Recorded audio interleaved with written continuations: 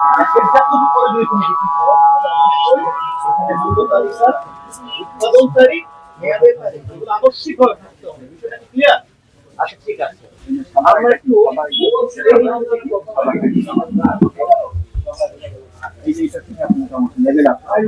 অন্তত একটা লেভেল আছে, ঠিক আছে, অন্তত একটা লেভেল আছে। হ্যাঁ ঠিক আছে, এটা একটা গেল। আরেকটা জিনিস আমরা একটু দেখবো, সেটা হচ্ছে তোমাদের এইটাতে লেভেল আছে যে পাশে এটা যেটা কিন্তু কাগজ গ্লাস পাশে এই যে ধনিয়া গুঁড়া, হ্যাঁ ধনিয়া গুঁড়া এবং যেটা বের করলেন ওইটাও নিয়ে আসেন, বললাম ওইটা আপনি কি বুঝতে পারছেন পার্থক্যটা কি? বুঝেছেন?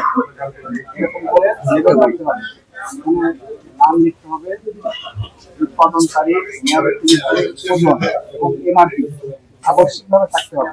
নাহলে আপনি এটা মূল্যজাত করতে পারবেন না, খোলাখুলি করতে হবে। এটা একটা বিষয় গেল।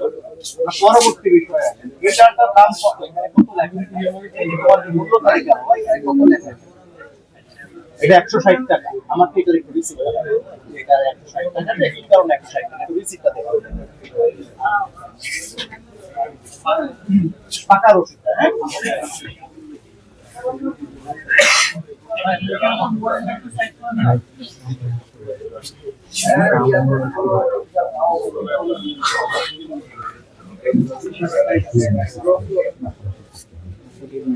নিয়ে আসেন, আমার কাছে নিয়ে আসেন। এই কোথায় দেখা দেখি আমরা কোনটা আমাকে দেখি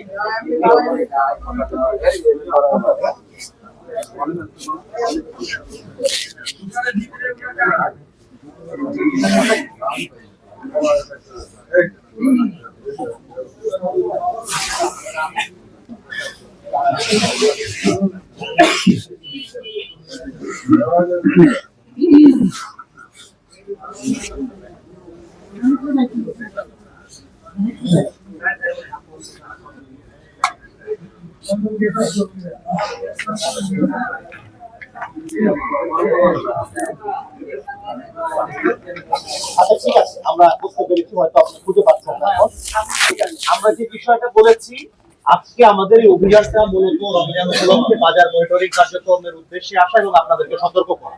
আমরা আপনাদেরকে সতর্কতামূলক একটা অর্থদণ্ড করতেছি। আমরা পরের বার যদি এই ধরনের অপরাধের পুনরাবৃত্তি দেখি আমরা কিন্তু আরো বেশি কঠোর জরিমানার দিকে যাব। কথাটা কি বুঝতে পেরেছেন আপনি?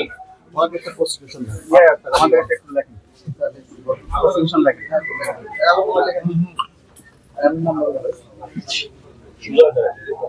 নাম বলেন, একটু ফাস্ট করেন। সাইদুল ইসলাম আমাদের